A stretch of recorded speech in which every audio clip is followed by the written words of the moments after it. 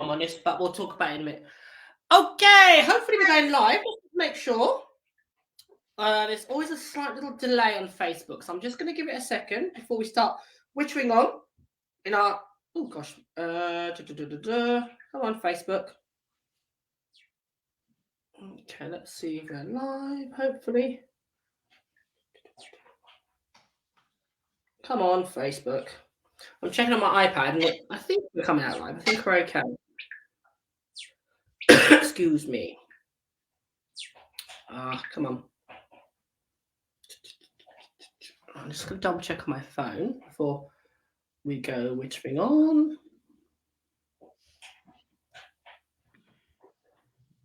Diet isn't. Oh, here we go. Okay, excellent. All righty. Okay, welcome everybody to the second live of the week, talking about puppy training. So I'm Kamal Fernandez, and across the screen to me is my fellow CEO of Marka, Di Martin, the fantastic Di Martin. And all this week we're doing live talking about puppy training to celebrate the launch of our online course, the Ultimate Puppy Course, which I'm gonna say, and it's probably a little bit braggy, but I would say it's the best puppy course I think I've ever seen, and I've seen a lot. It's based on Di's Click to Heal course, which we've then added to it. Di's learned from that initial course, and we've tweaked it and we've improved it, and we're both very, very proud of it. So that is available for people that want to subscribe, whether you have a puppy, had a puppy, thinking about getting a puppy, or you just want to learn more about puppies. Buy the course. I'll share the link in the comments, but you can absolutely jump on board. So hello, Di. Hello, welcome. And I think today's subject is toilet training, is it?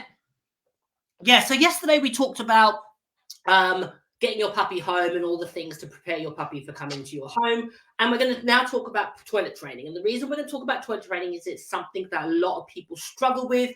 They really have massive trouble or problems with, which can last for months and months and months on end, and possibly throughout the dog's life. So getting it right from the beginning is really, really, really critical. So we're going to talk about that today. There is a couple of questions from yesterday which we're going to pick up on, but we're going to first talk about puppy training and toilet training, I should say. So toilet training is obviously it's something that everybody wants to master as quick as they possibly can in the shortest amount of time with the least amount of hassle with their puppies. And there's things that you can definitely do to help that happen. So, Di, just you start the ball rolling. Let's talk about puppy training. What do you do when you get your puppies home? First of all, I probably breed my own puppies, so I'm probably in a kind of better position to know, what they've been doing, kind of, where in my home environment, so what's been happening in there. And I do my best as a breeder to toilet train them, and I usually have 100% success on number twos, but number ones, when you've got 8 little puppies running around, so they potentially have kind of learned to go in the house. But number one, I would say, check with your breeder what they're currently doing. Hopefully your breeder has some insight as to how much toilet training they've done, what they might be going on, what surfaces. Some breeders actually kind of have different trays for them to go in, which are filled with bits, maybe astroturf, or you can get some kind of other kind of things that they can go in. Maybe they're going on puppy pads in the house, so then at least they're kind of have been going in the house. But having said that, when you get home, you've got a completely new environment, so you've got a fresh start. So I would always encourage people go for 100% outside. Easier in the spring and summer. It does give its difficulty sometimes in the winter, especially with the short-coated dogs. And the puppies are going to get kind of cold stood outside. So I would say the most important thing to remember is that they're learning in patterns and pictures. So you've got to establish some kind of pattern and put a pattern in place. Now I tend to go for the first few days and see how it goes, out in the garden every kind of 20 minutes. Okay, standing in the garden with them. Obviously, you can apply some reinforcement. If you've used a marker or introduced them to some concept of a marker being correct, I wait until they've completely finished their wee and then mark them and give them a treat outside. Okay, tend not to give them the treat back inside. So I do always have a kind of treat bag by the back door, just probably one that I don't kind of use outside, a basic clip-on one that I can kind of grab or put in my pocket as I go out with the puppy. To remind me, because you want to be feeding them outside. You don't want, particularly if you've got a highly food motivated dog, you've got your Labradors. What you can get is once they get understand that pattern is you can start getting kind of half wees. If you're putting your hands in your treat bag to get the treat out ready as they're weeing, they could stop weeing because they can see you're going for a treat. So make sure before you've had any signs of movement to give them any kind of reinforcement. Remember, your marker will capture the correct behavior. So the last drip comes out and they get up from their kind of wee stance, and then I would mark them, and then I just calmly give them a treat, so I'm not making kind of too much of a big thing of it. And then, up to you, but I would carry on kind of, in the garden for a little bit to see if they do need to do kind of anything else other than a wee at that point. Just going to highlight the crowd that's counter surfing Labradoodle in the background is not dying. Yeah, he's a residential kind of pup staying with me at the minute. So yeah, he's learnt on Zoom he can get away with just jumping up on that sideboard a bit. Yeah, well, you need to buy the ultimate puppy course. That'll tell you how to fix that, guy. That's it. We are fixing that. He's great in the kitchen now. He was that was one of his things that he came with, and we're great with kitchen manners now. Tells you how to do all of that in the course. But yeah, occasional kind of jumping up on sides when I'm not around to help him do the learning. And the thing to say in that is, puppies are puppies. They're going to make these little errors. The key thing, as Di said, is puppies learning pictures and patterns. It's really important. So, Di, she's on the Zoom call. She's not paying attention to her puppy. She's not going to turn around and shout at him and yell at him and tell him off, because she's fully aware that that's down to her inattention to his behavior. We can't blame our puppies for what they don't know. As she said, in the kitchen, really great, working away at that skill. It's just a case of transferring it into another environment. So really, really good little takeaway there. So puppy training, something that people struggle with is when you get, especially, I think, tendency to more small breeds is to use puppy pads. I personally am not a massive fan to use them when with puppies that are I have in my home. I have used them with litters because they're just to get them, excuse me, they're more easier to get hold of the newspaper, and you can get them en masse, etc. So in that sense, they're useful, and they're good to transition to outdoors. So as quick as you can, get the puppy pad, take it to a location outside, put it down, and get your puppy going outside. People stay at that stage too long, would you say, Di? Yeah, I think so. And I think be careful with puppy pads. I mean, I get an awful lot of reports from my clients that, the puppy's playing with the puppy pad. And the temptation is that people run around and kind of micromanage everything that the puppy's doing. And certainly the course is going to cover all of this, taking things off the puppy that they shouldn't be having, a real kind of no-no. So a puppy pad is something they're potentially going to play with. It does have a plastic kind of sheet in it. So people are worried about them digesting that and consuming that, which I would be. So I tend to advise my clients, if you are going to use them, go for the kind of washable puppy pads. And the situations you may use them in is really when you're finding it, that you've got your little puppy chihuahua or your little whippet and it's -3 outside and they just stood there shivering, and they're not going to move. Walk them around the garden, maybe do some little games with them if it's during the day, do some little food throw games, get them warmed up a little bit outside, and then they may go. But that's a difficult thing to do kind of in the middle of the night. But I would say, some of my clients are, I've got one client particularly I can think of at the minute that's reporting to me that she stood outside at 3 o'clock in the morning in the rain and the dog's just standing there shivering and not doing anything. So, if you've got a covered area, obviously that's much better for them and you can create those as well. But I think, this client had chosen not to, sleep in the same room as the puppy in those early days. I think the breeder had given them advice not to stay with them. And again, that's something we'll go through in the course, the advantages of that. But I do find with a lot of my puppies, and obviously everyone's individual and they've all got different kind of bladders and kind of how much they can, hold it for. But certainly I found when I've slept with my puppies, when they wake up and they know that I'm there and they've got that reassurance I'm there, they just turn over and go back to sleep. So probably that might then, get rid of that kind of standing in the garden at 3 o'clock in the morning with the puppy shaking, trying to get them to go to the toilet. It's such a strange thing, isn't it? We used to do that, you used to put the puppy down in the kitchen, you'd left it, or in the kitchen, you'd leave it, you'd let it cry out. And I wouldn't do that in a million years now. I just think all that stress, the emotions, what the puppy's learning in your home is all counterproductive for them to be comfortable and happy in your home environment. So definitely. Absolutely. You've taken them away from everything they know. So you want them to feel as safe as possible. So absolutely. That's something that we would advise is making sure you're staying with the puppy at that point. And that might make your toilet training through the nighttime a lot easier.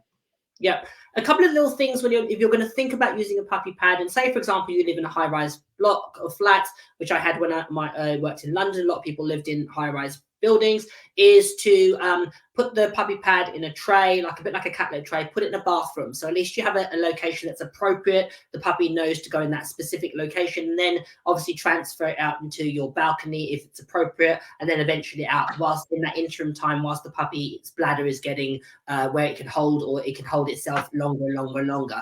Once they get older, you want to get them in good habits. Again, those pictures and patterns, but the puppy's going to be reinforced for going outside, so it's going to be preferential to the dog to to go to the toilet, number one, and number two, out in the big wide world. So really, really little simple thing that you can do. Obviously, the other thing that you can consider is putting the puppy, as I said, one of the things that I do is have an X-pen area where I condition my puppies to go in that area. So when I get a puppy home, I can, in 3 o'clock in the morning, middle of the night, I don't want to be running chasing my puppy around the garden. There's an X-pen where the puppy can go. That in itself will prompt the puppy to hopefully go to the toilet. If it's bad weather, you can also progress to having either a gazebo up over it or an umbrella. A couple of little things that you can do. Be mindful, obviously, those things flap. That can be a little bit, something to consider with sensitive puppies. But make sure that you use it in daylight so that they're used to it at night. Obviously, think about the weather and the trade-off. It's always about just being sensible with your puppies when you're getting into the habit of toilet training.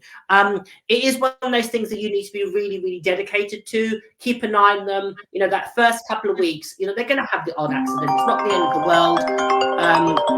It's not the end of the world. Just persevere through that little period of time. Don't punish them, don't correct them. Make sure that you're reinforcing the good behavior and form those good habits. And I think it's always good, and we've obviously provided you this on the course, to have some kind of chart where you can kind of record, what they're doing toilet-wise, so that you're getting kind of into the pattern. How many number twos are they having a day? How many wees are they having a day? Maybe setting an alarm on your phone, because 20 minutes passes by quickly. We get quite busy. You can easily forget, which then creates the wee. So maybe just having that kind of prompt on your phone to do the toilet training, and a little chart just to note down what they're doing, so that you can watch for their kind of patterns, particularly as you're probably feeding them at similar kind of times of day. So that will give you a little bit of an idea of what they're doing. And just be mindful, the type of food they're on obviously can produce more or less kind of feces for them. So, you may be choosing to change your food that the breeder's got. Obviously, you're going to do that slowly, and that's all advised on the course how you do that. But it may be that you look at what the breeder's been feeding, what you want to feed longer term, and just bearing in mind how much kind of, fiber content you've got in there. Definitely. Day. And I think another important thing is to just look out for key times where you're going to be building arousal. So if you're doing a little bit of toy play and your dog seems to be enjoying it, and then they wander off in the middle of it, then that may be that we've just created a bit of a wee with that arousal. Visitors coming in the house, arousing situations. Although again, the course shows you how to have guests come into your house with that puppy to start with, to make sure we're not building. Remember, they're learning in patterns and pictures. You don't want to be building emotions around people kind of coming into the house. So you've got that kind of crazy dog that you've seen before when you go around someone's house that's jumping and launching all over you. And that's all to do with the kind of patterns. And again, you'll see all of that kind of advice on the course. Yeah, excellent. So as I said, the course is available. I'll share the link so that if you want to sign up, you can do. If you've got a puppy, getting a puppy, know somebody that's getting a puppy, you want to gift it to them, that's a great thing to do. I'll sign up and I'll provide that information for you. So further to that, there was a couple of questions yesterday. One was about how do you integrate your puppy into your home and introduce them to your other dogs. And the other one was, I believe it was a cotton tutulier, which I know how much you love, and I know that you're always on our course, our Marka course. Di always does a little bit with or talks about a cotton. We've got a litter of cotton tutuliers on the course where we do some work with. We do some of those barrier games and stuff like that, little challenges, learning challenges for them. Try and help with their kind of cognitive function later on. So the question was, let me just read it back. Was about. How do I stop my 4 cotton tutuliers from barking every time somebody knocks at the door? So we'll come on to that question. So the other question was about integrating your excuse me, integrating your puppy into your home, into your other dogs. Any tips for that, Di? Yeah, I mean, I take things very, very slowly. I want the puppy to get acclimatized. I don't want the puppy hassling the dog. So to be honest, I do it all through barriers really to start with, particularly on the first day. So they just kind of, see each other. Obviously, I've usually kind of, bred mine, but I did have a boy, he's since passed away, that probably didn't really like puppies until they'd settled into the house for a couple of months, and then he would be fine with them. So I think take it slowly. Don't let the puppy be, even if your dog is good with the puppy, don't let the puppy be jumping all over, the older dog. It's really, really important for you to establish a relationship and play skills with your puppy before it gets too involved in the other dogs. So remember, your relationship always kind of outweighs that with the other dogs. So I'm very restrictive on the amount of kind of time they have together. Probably by day 2 or 3, with dogs that I know are going to be absolutely fine with the puppy, I will let them have a little kind of wander around time. But I probably do it where they've got little jobs to do. Maybe I put some search games down and things like that, so it's not just all about, the dog to dog interaction. Maybe I will do my lounge up as a little bit of a kind of puppy play area, like you do for kids with tunnels and things like that. So there's plenty of other things just to take the emphasis off the dog. So, being around the dogs, but not 100% kind of focus on the dogs. So I kind of do it like that. Yeah, definitely. I agree. I mean, obviously, I've had lots of puppies that I've bought in as opposed to ones I've bred. So I absolutely take that process really, really slowly for several reasons. 1, I want the puppy to feel safe. 2, I want to form that relationship with the puppy first. I don't want it bonding with my other dogs and that then taking precedence over my relationship. 3 is I don't want my dogs that are already there to feel antagonized or upset or stressed by the new puppy in. And there's always going to be, when you bring a new dog into the environment, generally speaking, there'll be a little bit of unrest in the household. Your time is going to be on the puppy, so your other dogs are probably going to be somewhat put on the back burner. Their routine's going to be a little bit changed. So everybody's got to get used to that, and obviously that takes a bit of time. Be patient with it. I think often, people want to integrate the puppy into the family way too soon, and as a result of that, the puppy either gets into rehearses inappropriate behavior, or it gets itself in situations which you don't really want them to. So either way, I definitely, again, use barriers. Again, we strongly advocate barriers in Marka, and it's talked extensively in the Marka course. How to integrate your puppies into other dogs is a really, really important part of that process. And again, it's really, it's covered in so many stages and layers. And that carries on to, introducing them to other things, other people, etc. The same principle applies. Don't make the assumption that your puppy is going to love people and love dogs and love cats and love things. Be proactive about how you integrate them into those people and differences, because again, it comes back to that point where we said puppies learn in pictures and patterns. If they get a scare in an interaction, that can definitely have long-reaching ramifications. So just be mindful about how long you take it to do that. So the second question was about the 4 Croton du Tuliers. I don't know if I pronounced that right, but the dogs that bark at the door. Any guidance or advice for that? Yeah, I mean, this could be a long-standing kind of established kind of emotion, and it's trying to kind of break down kind of all the triggers and thinking, okay, what gets them kind of barking at the door? Is it the stones on the driveway that they hear? Is it the doorbell going? Is it the knocker going?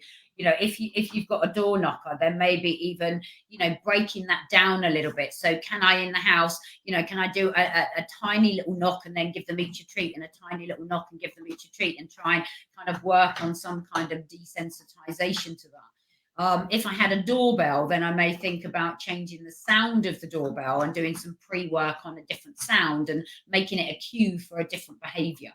So they're the kind of things that I would be thinking about.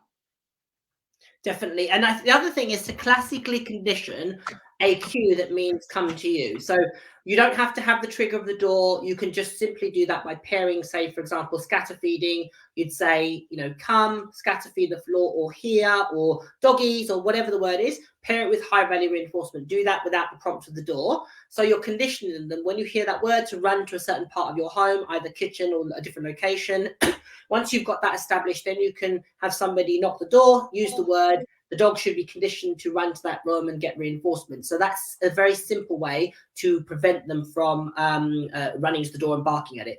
The thing about barking at the door and general dogs that bark as a warning is it's the consistency, because sometimes we don't mind them doing it, sometimes we don't want them to do it. How much they bark is too much, and to be honest, most people are inconsistent with the criteria around it. So rather than focusing intently on the dog barking or stopping them, teach them an alternative behavior, i.e., kitchen, which means run to the kitchen, you're going to get fed treats, and that pattern can undo that behavior. And certainly if you do it consistently, the dog will start to participate whenever the door goes. You say that cue, and that can often deter them. So a really simple thing that you can do. So yeah, and you may have a really conditioned response to your knock at the door and the doorbell. So it does mean you've got to do a lot of work on conditioning your kind of go to the kitchen in order to kind of counteract it. And there's going to be a time when obviously, they're going to be responding to the kind of kitchen cue really well, but they're also going to be kind of barking at the door and in that kind of high arousal. So it's just going to take time and patience and consistency to work through those things. Yeah, absolutely. Absolutely. So just some tips there about toilet training, integrating your puppies into your home, and obviously preventing barking from the team at Marka. Lots more to come this week. So tomorrow we're going to be talking about socialization, a really, really in-depth topic. And we're going to give you some things that you can do about socializing your puppy and desensitizing it and acclimatization. All those things need to be considered with your puppies, and people tend to focus on getting their puppy to meet 100 things and lots of things, and often overstimulate them and immerse them too soon and too quickly. Doing it strategically and doing it in a really processed manner, in a really chronological manner, and doing it with a level of awareness will help you create a puppy that's confident moving forward. So we're going to be talking about that tomorrow at the same time, 12:30 on the Marka page. So again, if you're interested about finding more about Marka and signing up for the course, I'll share a link. It's the Ultimate Puppy Course. As I said, I don't say it lightly. I'm going to put my neck on the line and say it's the best puppy course that I think you'll ever come across. It is so comprehensive. It is so in-depth.